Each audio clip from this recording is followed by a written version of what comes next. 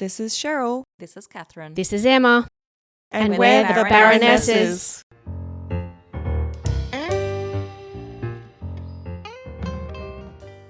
This podcast is being recorded from various locations in and around Meanjin. We recognise the traditional owners of these lands and pay our respects to all elders past and present. Trigger warning. Listener discretion is advised as this podcast may contain sensitive topics relating to pregnancy loss, grief and trauma. Welcome back, everyone. How are you doing today, Catherine? Great, thanks, Cheryl. Excellent. So unfortunately, Emma won't be with us today. She's had a last-minute family emergency. But we read the book No One Talks About This Stuff, which was edited by Kat Brown and is 22 stories of almost parenthood. How did you find it, Catherine? Oh, look, I really enjoyed it because there was such a diverse range of stories and diverse range of outcomes as well. So, I feel like not everybody gets their happy ending, but everybody's experience really matters. And it's just really interesting to see the diversity of people's experiences, and not necessarily in comparison to my own, but it sort of helped me to understand my own experience through looking at different experiences. Yeah. I found it very moving. Particularly, I think one of my favorite ones was Hilary Freeman's story, Elodie. And I also really enjoyed Citel Savla's story, Happy Ending. Particularly because like she did end up with her baby in the end, but she had many readers. But it just kind of reminded me the power of storytelling and how it can bridge gaps between people's experiences. Because we often see other people walking around in the world, they're really happy, they look, like they have everything that we want, that they've ever wanted, but you don't actually see what's going on behind closed doors. So I found it really very moving and just kind of eye-opening as well. And just really helped me feel connected to humanity and uh, us as human beings. We all struggle. So today we're actually interviewing Kat Brown, the editor of the book we read, No One Talks About This Stuff. And here it is. Enjoy. Hey, Kat, how are you today? I'm so well. Thank you so much for having me. I can't wait to get chatting. Yeah, no, that's going to be a good show. So you're a journalist and author. Can you tell us a bit more about what it is you do and how you came to do it? So I think for me, being a journalist and author is sort of like having an extended and very poorly paid nervous breakdown over a series of like 10 to 15 years. I've been trying to write fiction easily since about 2011, and that just turned out to be too bloody hard. So I put two books together instead, which was also bloody hard, but was sufficiently similar to journalism that I could do it without actually wishing I was dead every moment of every day. Although I should say that certainly the ADHD book that I wrote last year, I basically wrote almost entirely under the guidance of crispy M&Ms. So there was about one and a half acts by the end of this book. No, all joking aside, and to be honest, joking for me as it is for so many other people is a massive coping mechanism, and Yeah. also something that just makes the day more fun. Journalism for me has been essentially about spending 15 years learning what a 500, 1,000, 1,500 piece of text reads like. So I can do things with a beginning and a middle and an end. So then when there's something more liminal, oh God, you sense where this metaphor's going. I find that really challenging. And I dealt with not being able to have kids and IVF not working about as well as I dealt with not being able to understand how to write fiction, i.e. not very. So I decided to try and throw, I don't know, what I needed and wasn't finding into a project. And I basically put together 22 people, including me, and got us to write. I need that to be a better term than essays, because it's like, oh, my personal essay. And it's like, no, it's not that. It's just a stream of consciousness about what's going on with you. But anyway, so 22 sort of like blurts, if you like. Some of them histories, some of them not quite fictional, but some of them just exploring in different ways, like people's different experiences of infertility, childlessness, being child free, perhaps changing their minds, which is a Mm. massive thing that isn't explored. Um, Being parents who experience loss, which is, that gets siloed so much because it's like, well, you've got a kid, what have you got to complain about? And I just think that nobody needs to be the recipient of that sort of vibe, whether you're childless or have children or whatever. You've still experienced something that is basically like walking around with a giant black hole in your chest. Um, but yeah, so sorry, this is the very long way around of saying that my husband and I got married in 2015. I got made redundant from my job for about the third time, almost immediately after that. So I wasn't feeling in tip toppermost, oh, let's make a baby mode, because I was like, I've no idea how we're going to support this baby, Mm. how I'm going to support this baby. Um, and I was about 32 then. And so I was like, well, we've got plenty of time. This will be all right. It's 3 years until the Daily Mail says that I've become a burden on society and everything's gone off the side of a cliff. Um, just nothing happened. It was sort of, I don't know, it was the metaphor that I always thought of was that we were just like two of the Edinburgh Zoo pandas, just failing constantly to have kids, but looking a bit cute and helpless whilst it was going on. And yeah, so we ended up having IVF in 2019. We had 2 cycles, it didn't work. The explanation that we got was unexplained infertility, which is just not an explanation. Yeah. Hmm. We went to a different clinic the following year at the beginning of COVID. And even though this was a private clinic, and so we were like, we'll give you money from somewhere. Mm. They were like, yeah, we don't want you. Sorry. We don't recommend it. But they didn't say it in quite that sort Mm. of harsh terms, but it was still enough that it just wasn't going to happen. Mm. And the automatic thing that people would say, and which I'd been researching for a year or two anyway, is adoption. But oh my God, adoption, there's a reason why I didn't really include, and I say really because one of the stories actually does end up with an adoption, but off the page. I didn't include any adoptions in these stories, and it's because it's such a different thing altogether. Like Mm. you have Yeah. Hmm. to, sake of the person that you were adopting, you need to be 100% on board with adoption from the start. It's not a freaking sticking plaster for Yeah. my infertility or anything like that.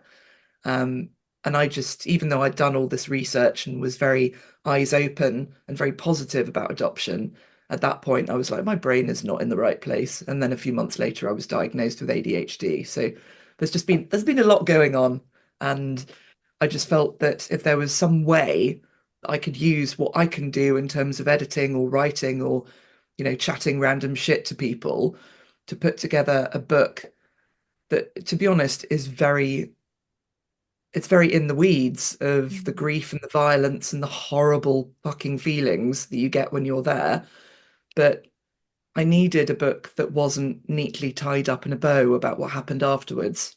Hmm. I needed people to write this book who had been through stuff and had dealt with their trauma and processed it, because I didn't want anybody to be re-traumatized writing it or being edited and all those sorts of things. Nobody needs to, have a nervous breakdown because somebody's questioning their use of a semicolon. Yeah. Yeah. But it just felt like there was a gap for really unsavory, if you like, feelings. I think this is a book filled with those, really. Yeah. So that hopefully, if somebody is just like, I need to scream into the dark, I need to scream into the void, and I need there to be somebody, some bodies to hold my hand whilst I do it, then if you don't have those people in your life, or you do, but you don't feel like you can reach out to them, they're all here in this book, and they're waiting. They're waiting to hold your hand. Yeah, no, I think it was a really great book because it was very honest, very raw. You felt very held by all these people. You felt like your trauma and your grief was shared amongst people, even if their stories were different. So I thought it was a very powerful book, definitely. Thank you. I do wish that we'd been able to put the trigger index at the beginning where it might have been a little more useful, but Mm. this is the thing Mhm. about assembling a book from scratch, essentially with a reasonably small publisher who's also doing lots of other things. Mm. There's loads of things that you learn along the way, but I think stuff like trigger indexes or trigger warnings and that sort of thing have all got such bad reps by realistically very well paid newspaper columnists my age and upwards who should bloody well know better, because lots of people do need to know that, Yeah. oh, look, on page X, Y, and Z, there's going to be a story about termination for medical reasons. Mm. And some people, oh my God, really want to read that, and some people can't. And so it's just being able, by basically listing all of the subjects, if you like, all of the medical subjects and stuff, and even things like pregnancy after infertility, pregnancy after IVF, just basically listing those things that otherwise might send people over the edge. Mm. Because this is a book of lots of very dark feelings, but the whole point of it is that you are surrounded by your fellows, by your contemporaries, in the way that, a village of women might have come together to keen over a tragedy, in centuries gone by, which we just don't have now. We need to look after ourselves when we're putting ourselves in these positions. So anything that we can do to sort of make it a bit safer. And I'm aware, for example, that, some people who, like me, can't have kids, don't want to read about parents at all, whether it's Yeah. parents going through something similar. Mm. Um, but I chose to do that because whilst I fully embraced different areas of childless community, I found that in a lot of areas I needed more support than they could give, because everybody's still going through it. It's a liminal space. There is Mm. no end. We're just going through. And not that parents had that, but the life of raising a child is one of so many battles, victories, losses, whether it's just getting your fucking toddler to put shoes on or not. And it's not sexy or glamorous, and very often there are losses along the way. I wanted to honour that very much. I didn't want there to be another silo, because I already think childless people are siloed so much, and parents to a different degree, mostly through the pressures of perfection. It was just, I don't know, it was, for me, it was just like, I'm going to make the bloody book that I want. And if people don't like us, they need to go off and make their other book, because goodness knows this bookshelf is not bursting at the seams. There's room for so many more books. Yeah, totally agree with that. So, are you able to tell us, Kat, what was the biggest thing you learnt from all of the submissions you received from that for the book? I learned that it wasn't a crime to want to share your story, because I was putting this book together reasonably soon after learning that I had ADHD. Mm. And whilst that was a lovely thing to realize and it answered a lot, it didn't take away the years that I'd felt like I was just humaning wrong. And not just because I'm extremely tall. I speak like I've fallen out of Downton Abbey, where literally none of my family do. I'm a redhead, which was a crime at school in the UK in the 90s. All those sort of tiny little things that come together. But I'd always found that talking about anything, whether it was mental health or anything difficult, publicly, I was something that I found really helpful, but that some people close to me found very challenging. Um, I didn't share anything without permission or whatever, but I think it made them feel very exposed in a way that a certain, I don't know, type of English person is that stereotype of being very buttoned up and not sharing anything at all, and would rather fall off a cliff than talk about feelings and that sort of thing. But when I put out a public submission for this book, and that was basically so that I could try and get as wide a range of experiences as possible. And within a very short of time, I got about 200 submissions. And that Wow. doesn't sound like a lot, because we're used to hearing about 10,000 submissions and 2,000 submissions. But this is just me on my little Instagram account. Yeah. Hello, do you want to share? It's a bit weird, but maybe it's just me that thinks that's a bit weird. And it was just me thinking that was a bit weird. I think I'd been so used to doing everything on my own, mostly out of a fear of how other people would respond to me or to anything. So I put on a fairly authentic, brave front about it, because it wasn't like nobody chooses to talk about depression or, you know, suicidal ideation or Mm. fairly private things unless you can wear it reasonably lightly. Well, certainly you shouldn't anyway, because otherwise you're just taking your trauma out for other people to look at. It needs to be Mm. something that you processed and worked with. I was just so blown away by the fact that lots of people, most of whom didn't work in, I don't know, professional writing or something, most of whom had completely, what I would think of as regular jobs that I just simply couldn't do, partly due to being totally innumerate, all of whom were just so willing and happy and generous about sharing their stories. And I was like, why the bloody hell didn't I do this at the beginning? You imbecile, Catherine. I mean, partly it was because I needed to have people in order to be able to crowdfund the book and actually make it happen because this I had to raise 20 grand from people's pledges to actually make this book happen. This book literally has my blood, sweat, and tears in it, along with those of the contributors. And I think that was it, is that it wasn't necessarily that every single submission was about miscarriage, for example, or about loss or something. The absolute linking factor in every single story was that people wanted to help other people feel better, and not in a Yeah. toxic positivity way, Mm. just to hear, just to be heard, to be seen, to feel part of a wider team, and to know that, oh my God, you are not the only person going through this, even though it will feel like that, and it does feel like that. And I realized as I was opening email after email after email from these amazing women, and in fact, not just women. It was, he's, she's, and theys everywhere. It was just, I just realized that even though I'd been trying to make this big team anthology, I'd just been doing it on my own as almost a sort of ongoing reflection of how I dealt with all of the infertility stuff, even though Mm. obviously I was going through that with my husband and we went through that as a team. The way that I experienced my grief, the awkwardness about now being a very awkward woman who couldn't, and this is bunny ears here, who couldn't even, normalize herself by having a family.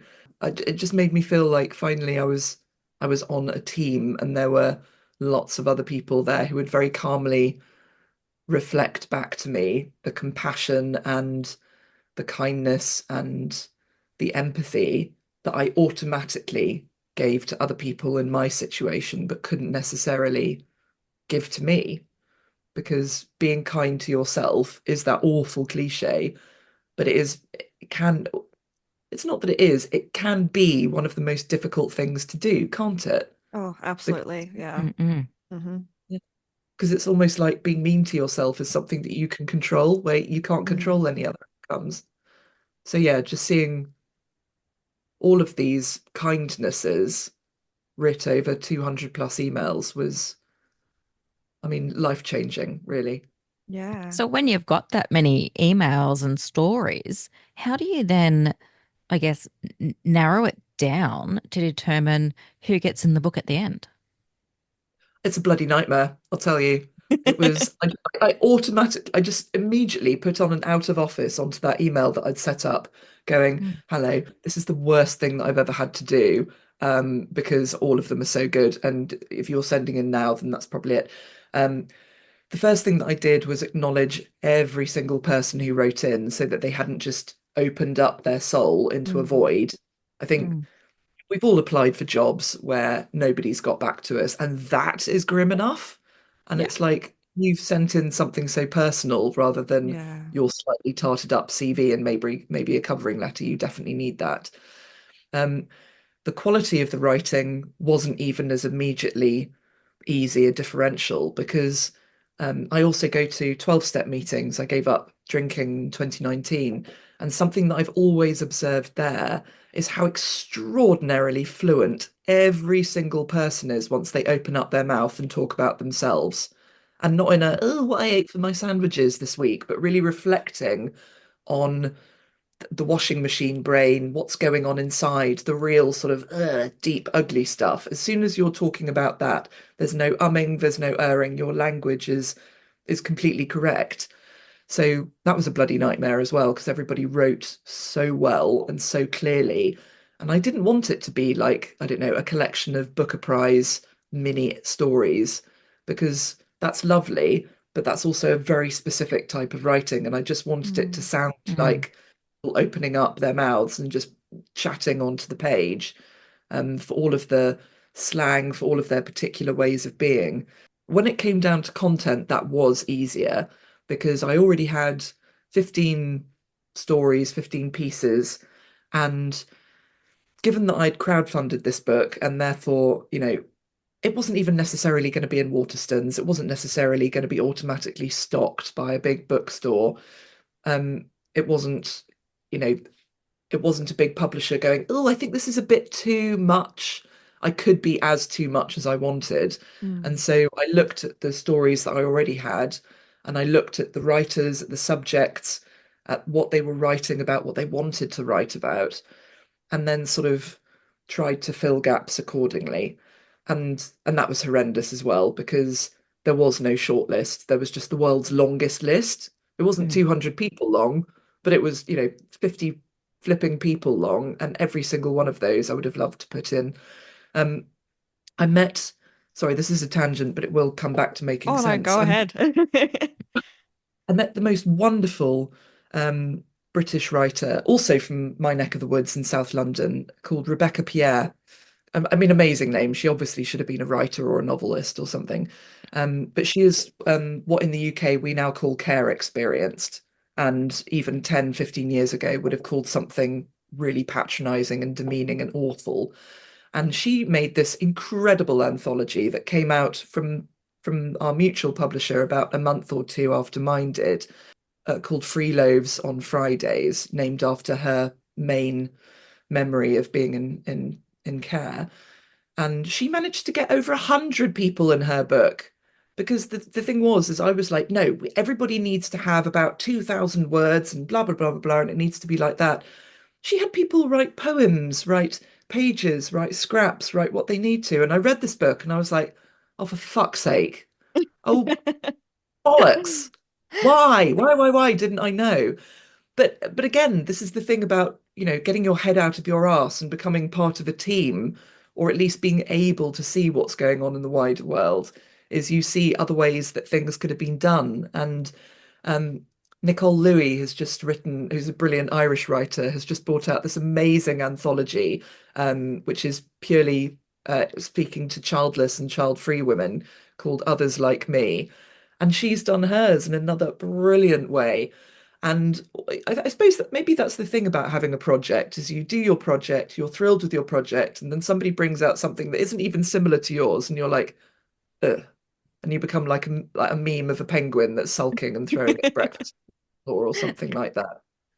But it just, for me, it was really important to be as representative as I possibly could. And that meant trans representation, genderqueer representation, trauma was really important. Just anywhere where I was like, oh, I never thought of that. And it Yeah. was like, well, of course you flipping didn't. You've got your one experience and your ability to Google or your, years of research or whatever. You don't have lived experience in all these different areas. Um, One of my favorite pieces in the book, which is so mind-bendingly powerful, is one by an anonymous writer, because it was just she just did not feel remotely comfortable using her name. And she's Jewish and she's a Yeah. stepmother and she also is infertile. Um, and just all of these intersections, these are the important things because when we go through infertility, it's not just as simple as, oh, turn up, try to have a kid, can't have it, or whatever. There's loads of stuff going on in our lives as well. I mean, as well as all my physical stuff and brain stuff, I had a hip replacement the year after I got started working on the book. And so I've Mm. been dealing with like post-operative trauma and all of this sort of feeling even more like weird in my body. And similarly, all of these people there's Natalie Sutherland, who's a solicitor and is the UK's first fertility officer, which basically means that she's the first person to be in a company as specifically a rep for people who are trying to have children, but also juggle a pretty demanding job in the law. And she's also a surrogacy specialist. She does the most amazing work with families of all kinds. But she also experienced some just an absolutely horrendous condition that again I'd never heard of. And she wrote about that so beautifully. And part of why we read is, yes, to see ourselves in other people's stories. But again, it's going back to that 12-step thing of listening to the similarities and not the differences in somebody's story. And quite often I find that the fewer obvious similarities that a book has to my experience, the more I'm going to identify with it, because I'm going to identify with the emotions felt, with, just the vibes, if you like, the vibes and Yeah. Mhm. colours, a sort of literary synesthesia type way. But also, when you don't have that many slots to fill, partly because you're an idiot and you only think an anthology can work in one way, partly because you're quite traumatized and don't really have the the spoons to be able to go, oh, what if we did it differently? But then that would have been a different book, and I wouldn't have been able to pay everybody as much as I did, because I wanted to make sure that everybody was paid for their work. Not that, not paying people is bad if it's just like for something short and wanting everybody to be included. And I really admired the fact that Rebecca Pierre didn't turn anybody down for free loaves on Fridays. That is a really brilliant and authentic and real representation of what it's like being a care experienced person from child age to adult age. But every book has its own self, I suppose.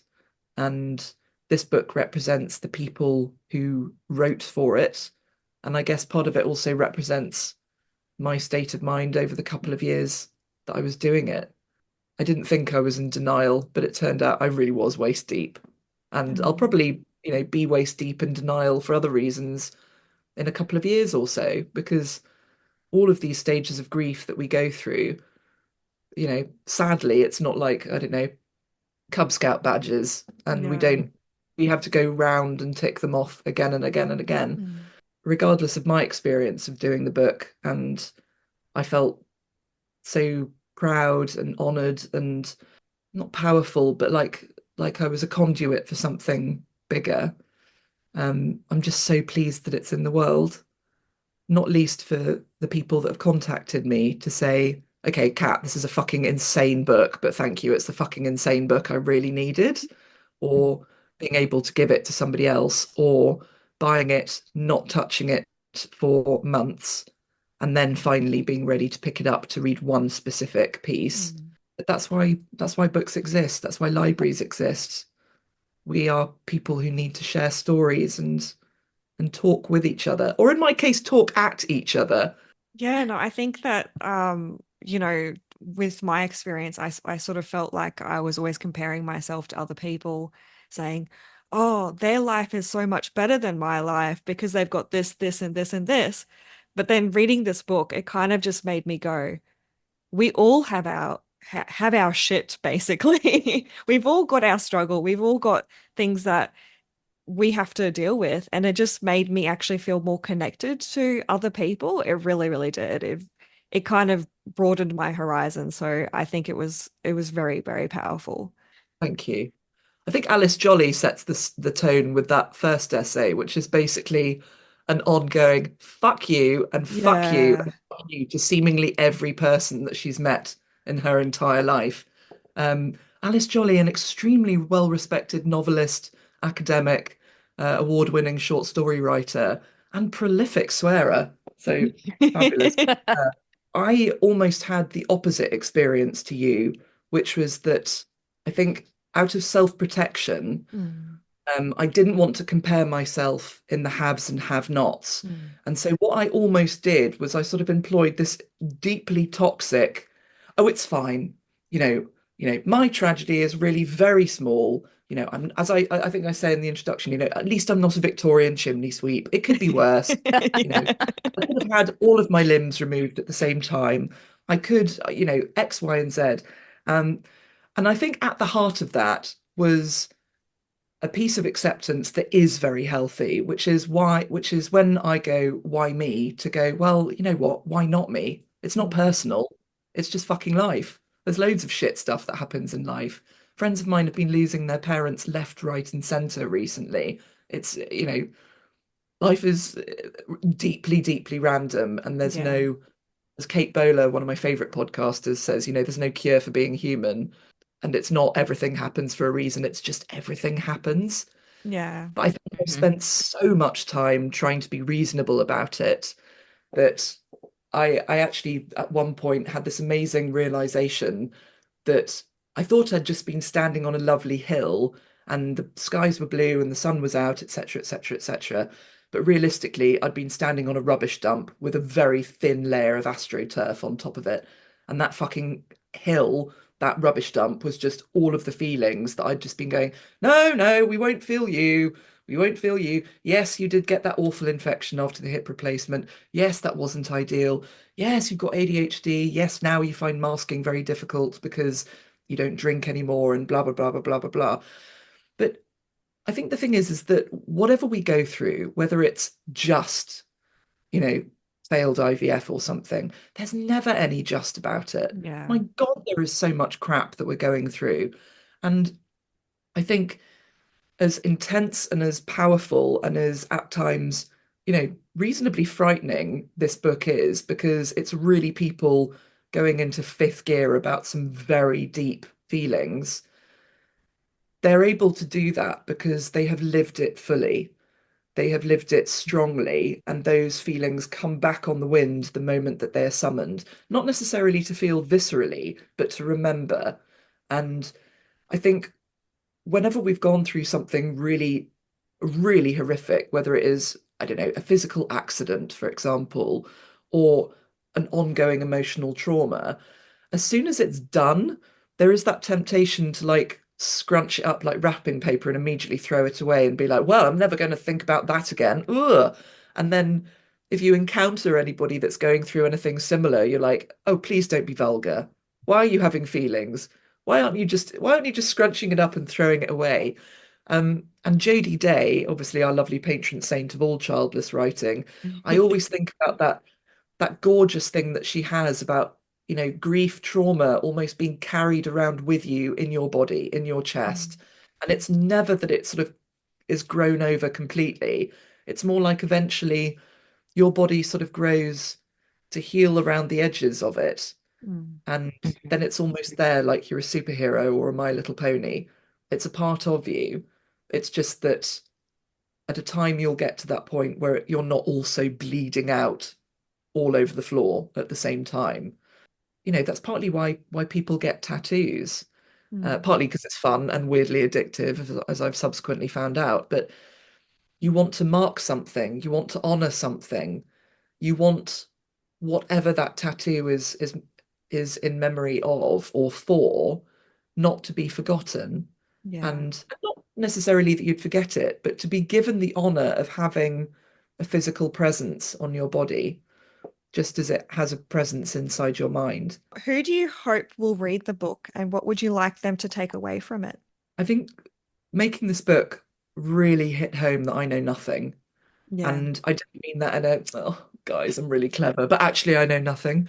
I mean that in all humility, I know absolutely fuck all about what people are going through. And to be honest, if I get a message from somebody going, I like, for example, I had a couple of messages a few months ago from people who'd both had terminations for medical reasons.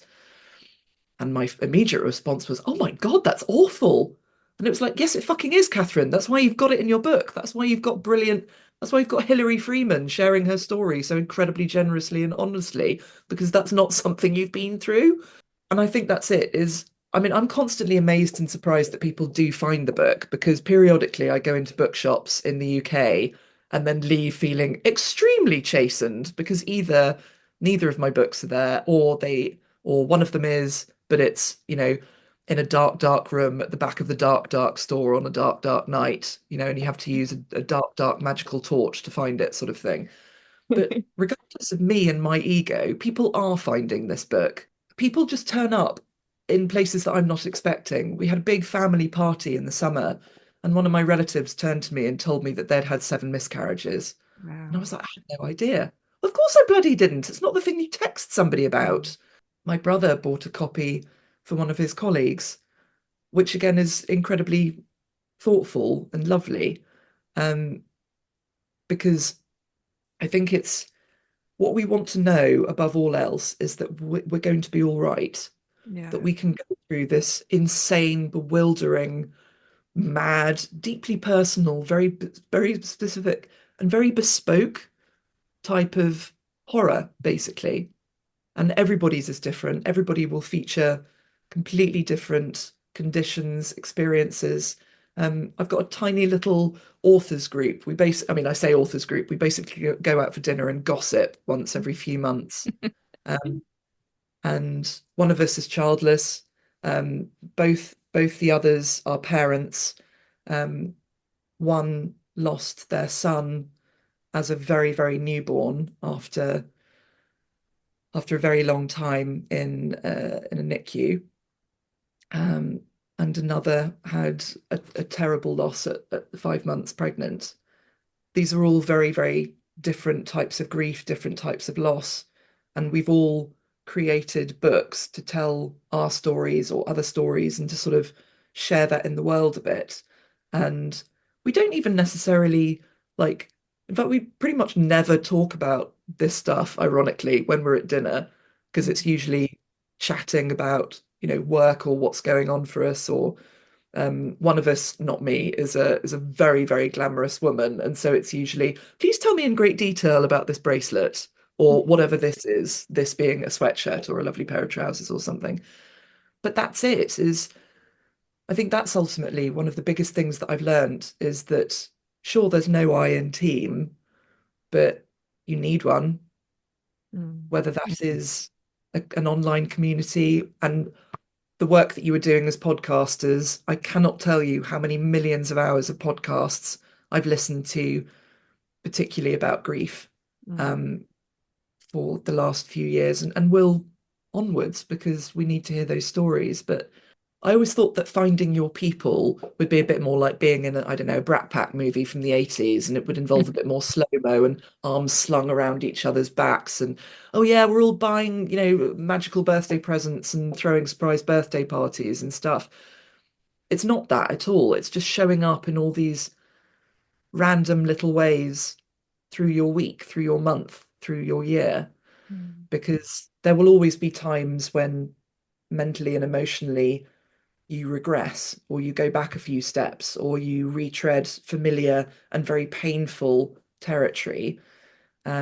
Or times when you feel absolutely nothing at all and you realize that for a week you haven't thought about anything at all apart from shopping, work, and what's really good on Netflix. Yeah. And that can be a realization worth marking as well. I think that's what I'm again so grateful to the writers for No One Talks About This Stuff and the people who message me, to the people who find this book, to the people who give it to their friends, to their relatives. We don't know that it's something that needs to be shared or spoken about until we get to that point, and Yeah. nobody else bloody is, Mm. and we need it. Yeah, I think that's again just why I'm so thrilled that all these different art forms exist for the person that is scrabbling around trying to find support and can't perhaps find it through official channels. Yeah, I think Yeah. that's the probably the hardest thing that I know I've experienced is that because nobody does talk about infertility or pregnancy loss, it was really difficult to find the right kind of support that well, I needed personally. But, you know, you sort of mention it and people sort of go, oh, or, we don't really talk Yeah. about that sort of thing. Like it's not polite conversation. But at the same time, what do you do? Like, who do you turn to? You need to be able to, talk about it to someone, to be able to download it, get it out of your brain, just to be able to share that experience with somebody who has some kind of compassion or even understanding that can support you through that experience because we know that this happens to 1 in 4 women or 1 in 4 people. Um, but, people don't want to think about what happens if a pregnancy doesn't have a happy ending. So Yeah. when you say, oh, I had a miscarriage or I had a pregnancy loss or, I don't have any children because I'm infertile, then suddenly people sort of go, oh shit, now what do I do? And it's Yeah. not the conversation that they were expecting to have because they just want to hear the happy story, the happy ending.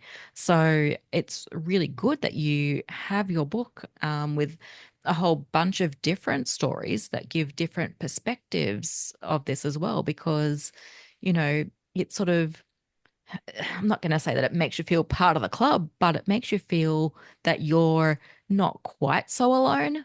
The myth of the Yeah. happy ending is very real. Yeah. Sita Savner writes a brilliant essay in the book, very crossly dismantling this whole nonsense about happy ever afters and rainbows. Yeah. She and her husband went through years of infertility, donor egg, IVF and stuff, and then they had the mythical miracle pregnancy. And Sital writes amazingly about how amazingly this didn't cure everything for her and it didn't fix all of the years of trauma and everything else, but that, society immediately was like, oh, well, you're fine then. This Yeah. is this is sorted. Yeah. And I think that's the thing is we love to have a fix. And I have to say, I am as guilty of this as anybody. And something that I've been learning through 12-step programs, particularly as working with sponsees and newcomers to sobriety, is there's a lot of me being told to shut the fuck up and just listen. I have to give the people I work with the option to go, Cat, this is a listening time. This is not a giving advice time. We do not need, there's no need for a solution here. Um, and I don't know whether that's an ADHD thing, whether it's just a really annoying me thing, It's or definitely an society. ADHD thing. Thank you, indication. Um, yeah, society, we don't like there to be little hanging threads. It's why, particularly in the UK, there is a huge tranche of people who are absolutely obsessed by the fact that the only things wrong with Britain are the ones that have been caused by benefit fraud, which incidentally is such a infinitesimally small amount of the population, and immigrants. And Mm. it's just like, but no, it's so much more complicated than that. To focus on something being complicated and liminal, well, that's not something that a cup of tea and a biscuit can solve. Come on, Yeah. chop chop, smile, spit spot, Mary Yeah. Poppins it.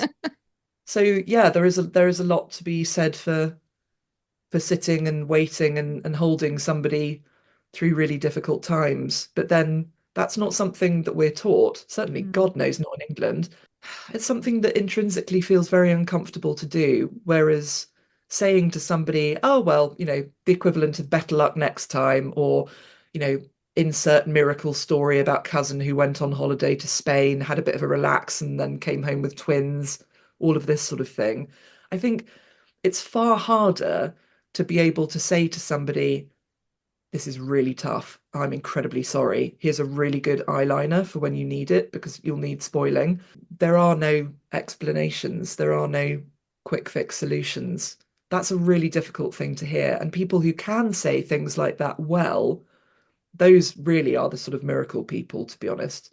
And that's why we hunt them out in writing, in podcast, in audio, in community, on social media, because finding somebody who can express something so validating, so kind, so reassuring, they're diamonds. It's why poetry is resurged so much, particularly on Instagram. Oh, absolutely. Yeah. Mm. I love the poetry on Instagram. Never heard of Mary Oliver before a couple of years ago. She's my ride or die now, Christ. What are some of the most challenging thoughts or emotions you faced while reading some of the submissions? So, obviously, everything in here is quite challenging because there's a Mm. lot of physical pain, there are a lot of operations, there's a lot of physical trauma. So when I was reading submissions, part of me was reading as a reader and part of me was reading with my editing hat on. Through my years of journalism, I've done quite a lot of editing. And you sort of, whether you're editing yourself or editing somebody else, you sort of develop this almost quite objective little, I suppose like your version of Clippy from Word, basically, but hopefully Mm. wildly less annoying. And so there would be times when I was reading essays, some of which are in the book, and I'd be like, okay, this visualization, we're going to get rid of that. We're going to get rid of that. This is too triggering. This is triggering for somebody who hasn't been through this. The next part of that would be to go back to the writer and be like, look, here are my thoughts on this edit. I'm just going to explain to you why. And sometimes they might come back and be like, no, it's very important that it's all in. I'd be like, I completely get that, but as somebody who's writing about this from a different point of view, it's also very important that we are not re-triggering people who are reading this. And that's a really fine balance to get, because you obviously want the writer to be happy with their piece. And also, it's impossible to know what is going to trigger somebody. To be honest, Yeah. the existence of this book is probably going to trigger somebody Yeah. if they passed on a shelf or even saw a social media advert for it somewhere. Your duty is to the reader. And so it's just sort of going through that and just making sure that, okay, perhaps we don't need that particular description or this pair of words here. And so going through it, not to remotely, it's not like we're sanding a wall. It doesn't need to be bland and smooth and featureless, but it just, I think just within the context of what this book is, there were, certain visualizations or images that just didn't necessarily serve the story. Yeah. Which is again why it was so important that the people who did write for the book had processed their grief. And obviously that's something that we do on a daily basis, and it's something that we're living with, and nobody's going to, get to the final stage and whatnot. But because editing is a really boring process, and also you've got somebody coming at you going, yeah, I'm not sure that this is working. Obviously said in more considerate tones, not just your essay's shit. It's not about that at all. It's just about phrasing and that sort of thing.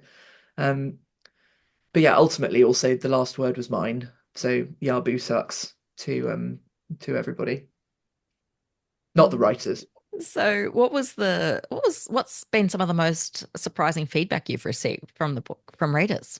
I think because at the heart of this book was my own sense of failure, like genuine failure. It was almost instinctive for me to want to do something useful from it, to make a book, to make a project from it. But at the heart of it, I couldn't stop thinking of it as, oh, my miserable, sad little book. Like Mm. demeaning it almost, like, I don't know, like somebody being really demeaning about like a poor little awkward kid or something like that. Mm.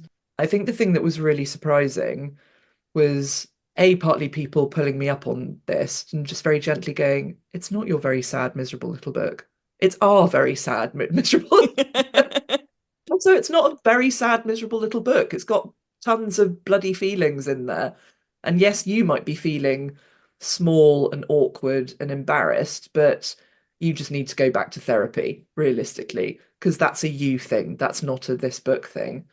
And I honestly think the thing that has just been amazing is seeing that it has found its people, and that the book that I needed and I wanted and that has genuinely helped me a lot, not just in the making of it, but in the rereading of it, um, in the resources, in the wisdom, in the honesty, excuse me, in the honesty, in the humor of what people have shared.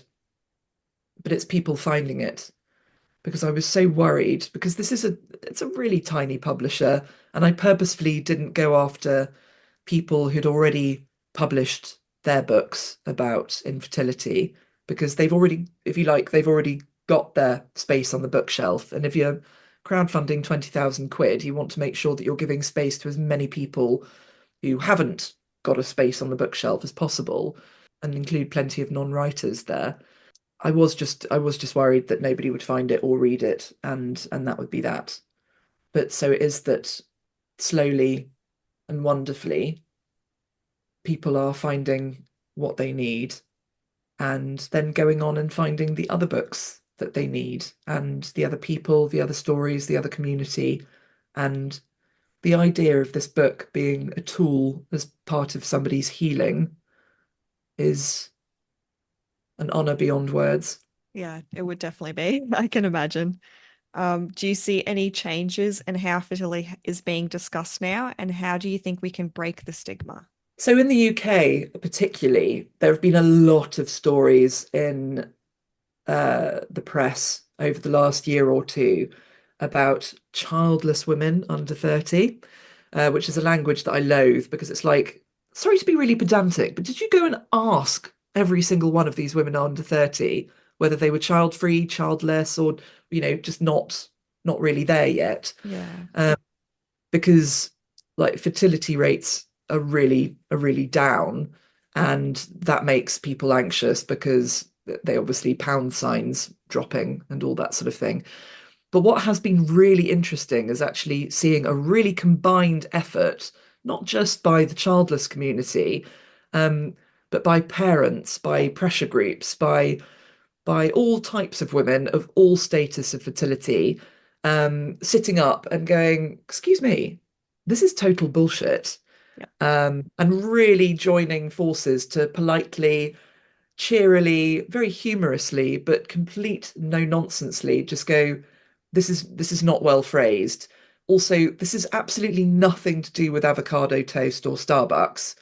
These are systemic reasons why becoming a parent in the UK and far more widely around the world is simply not the one for lots of people in 2024. Yeah. And you absolutely cannot pin this on women. I've really enjoyed, actually, particularly in heterosexual conversations. There's a significant increase in discussion around the fact that lots of men are quite shit and don't want to settle or can't settle or aren't settling. And Yeah. it's like, look, we're not amoebas. We cannot spontaneously reproduce on our own.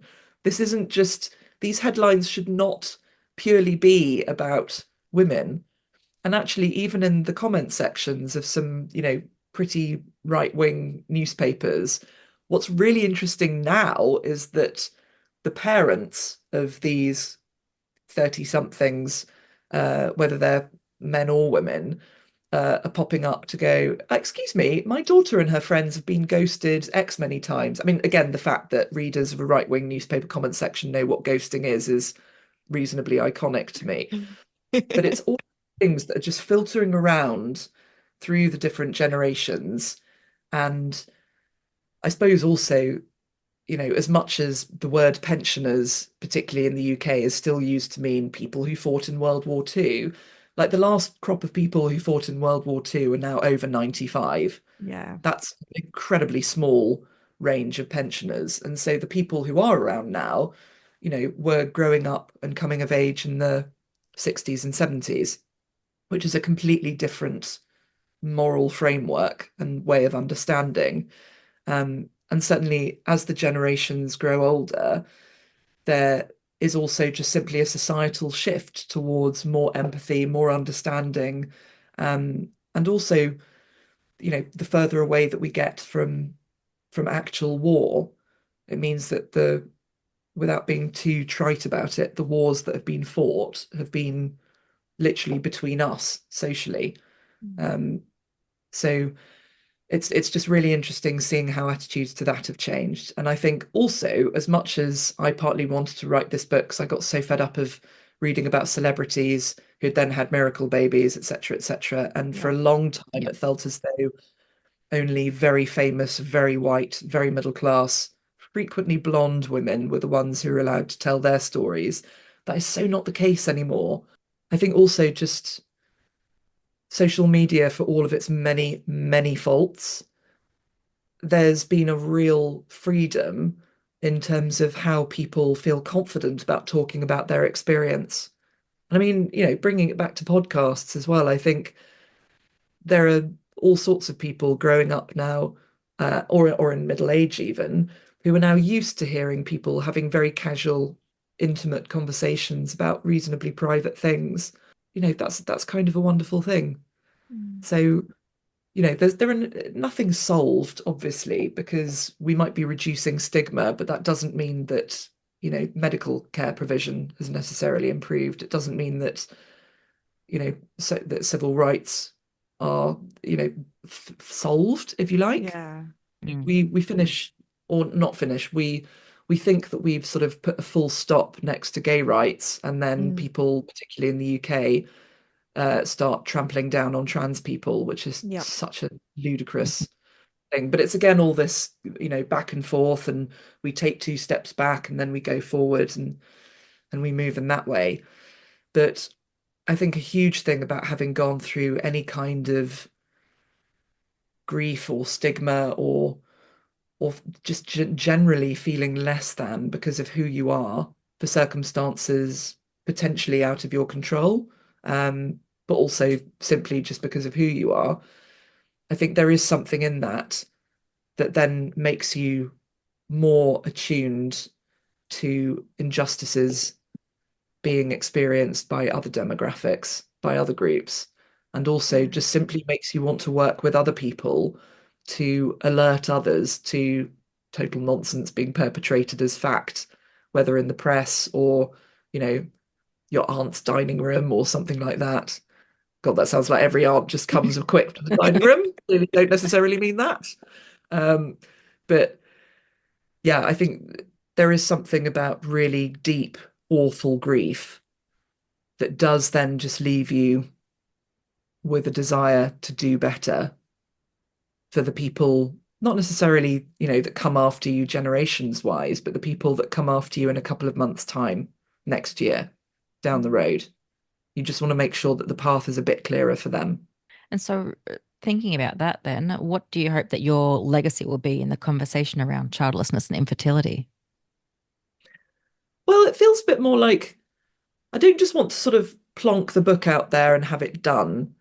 I'm very grateful that other people talk about this book, and also crucially that that is part of a conversation of more books being created. I think I want to think of this book as a ladder for more work, for more people to write about their experiences, for people to think that doing something really fucking foolish like making a book in this economy is actually a practical thing to do. But again, they might do it differently. They might do it through a website, through a different art form, something else like that.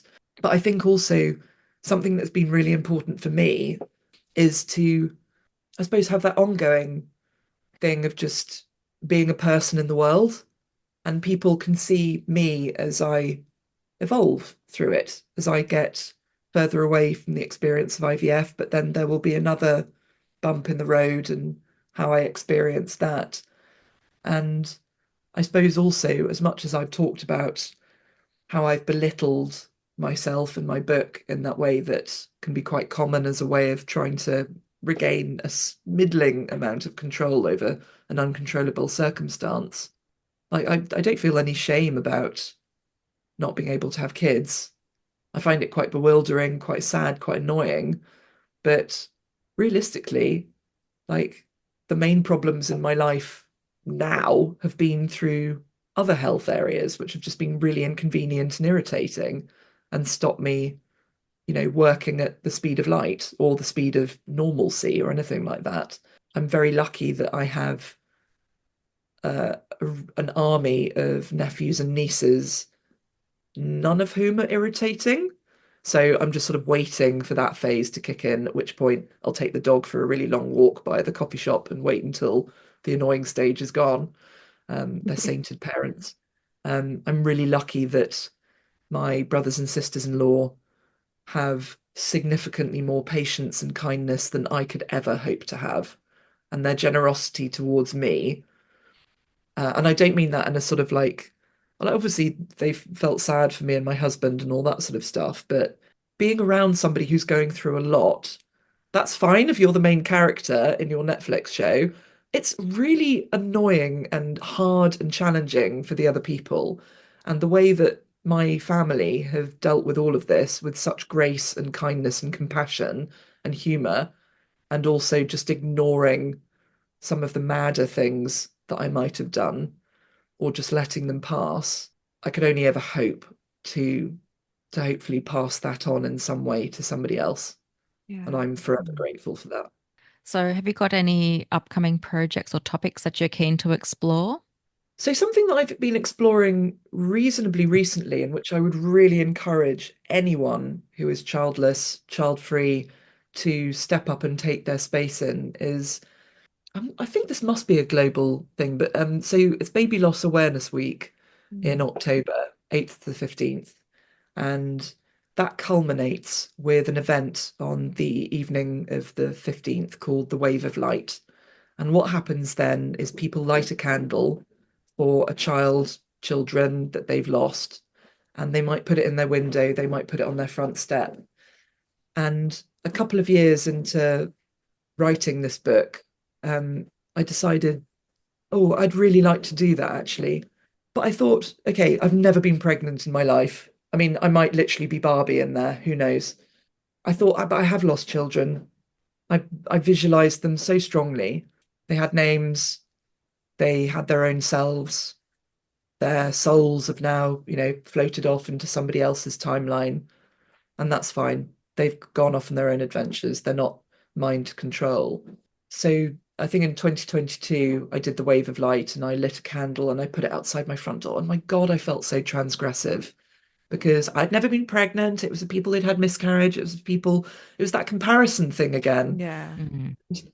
But I posted a little picture of it on my Instagram story, which is obviously how I communicate with the world at large. And every parent that I knew who'd also taken part in the wave of light just sent me such a kind message. And then last year, a church near where I go to one of my 12-step meetings in South London, they hosted a Wave of Light service.